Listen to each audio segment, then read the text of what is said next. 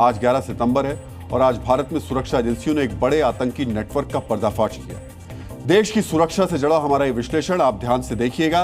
ये विश्लेषण आपको बताएगा कि कैसे चंद दूषित दिमाग वाले लोग भारत की सांस्कृतिक पहचान को बदलने की साजिश रच रहे हैं। इस साजिश के तार कहां से जुड़े हैं, विस्तार से इसकी जानकारी हम आपको देंगे, लेकिन इस खुलासे में जो सबसे नया और चौंकाने वाला शब्द है वो है गजवा ए लीडर।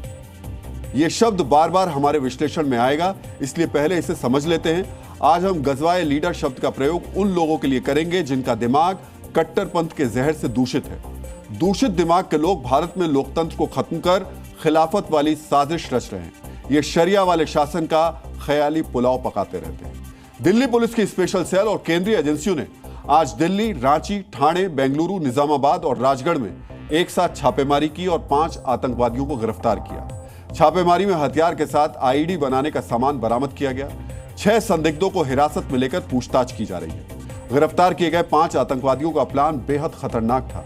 ये संदिग्ध भारत में बड़े आतंकी हमले की साजिश रच रहे थे। इनका मकसद सिर्फ हिंसा और दहशत फैलाना नहीं था, ये भारत में खिलाफत वाला राज लाना चाहते थे। इनके लिए बाकायदा इसके लिए आतंकी एक कंपनी की तरह संगठित तरीके से काम कर रहे थे। पहले इनकी टेरर कंपनी को समझ लेते हैं। 23 साल का अशर दानिश इस नेटवर्क का सीईओ था। वो खुद को गजवाए लीडर कहता था। दानिश सीधे पाकिस्तानी हैंडलर के संपर्क में था। आतंकी कंपनी से जुड़े हर मेंबर को दानिश ने काम सौंपा हुआ था। 20 साल का हुजैफ यामन इस टेरर कंपनी का डिप्टी हेड और ऑपरेशनल चीफ था। यामन आतंकवादियों के लिए हथियारों का मैनेजमेंट करता था। 26 साल का कामरान कुरैशी टेरर कंपनी का चीफ फाइनेंस ऑफिसर था। वो टेरर कंपनी के लिए फंडिंग का काम देखता था। कामरान जमीन खरीदकर टेरर कंपनी का हेडक्वार्टर बनाने की तैयारी में था। सोच लीजिए अब आप। 25 साल का आफ्ताब कुरैशी टेरर कंपनी का एचआर हेड था।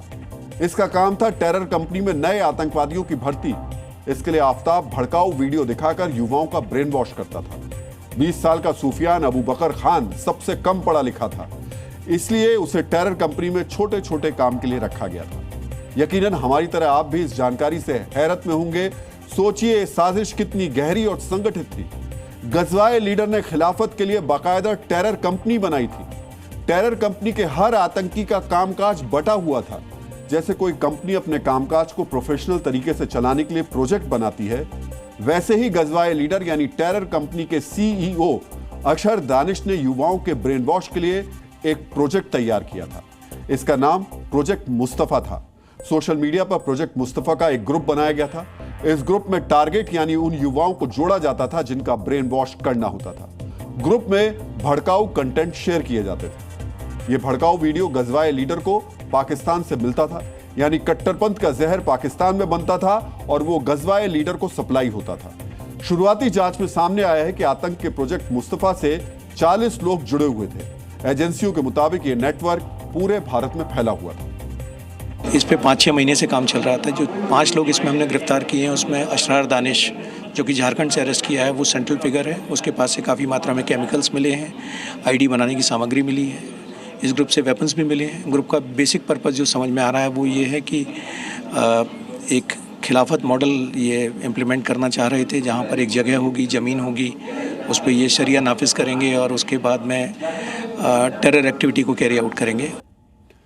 जैसे आईएसआईएस के आतंकी सोशल मीडिया के जरिए युवाओं को बरगलाकर उन्हें बगदादी के आतंकी नेटवर्क में शामिल करते थे, उसी तरह टेरर कंपनी का गजवाए लीडर भी व्हाट्सएप, इंस्टाग्राम, टेलीग्राम और फेसबुक पर अपने शिकार तलाशता था। इस टेरर कंपनी का मकसद भी बगदादी के आईएसआईएस की तरह ही था।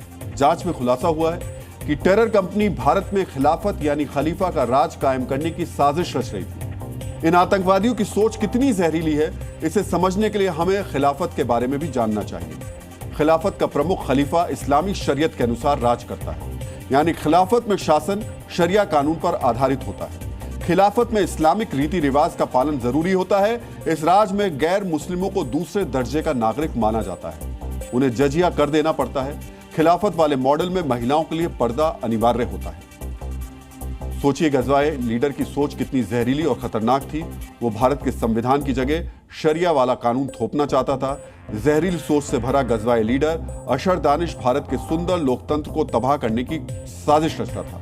आपको ये जानकर आश्चर्य होगा कि अशर दानिश की टेरर कंपनी अपना हेडक्वार्टर बनाने के लिए जमीन खरीदने की तैयारी में थी।